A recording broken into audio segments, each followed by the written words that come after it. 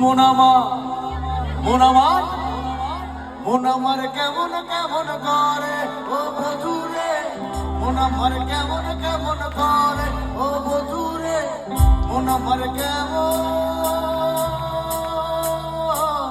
কেমন করে রোমান্স পাগলু থোড়া সা।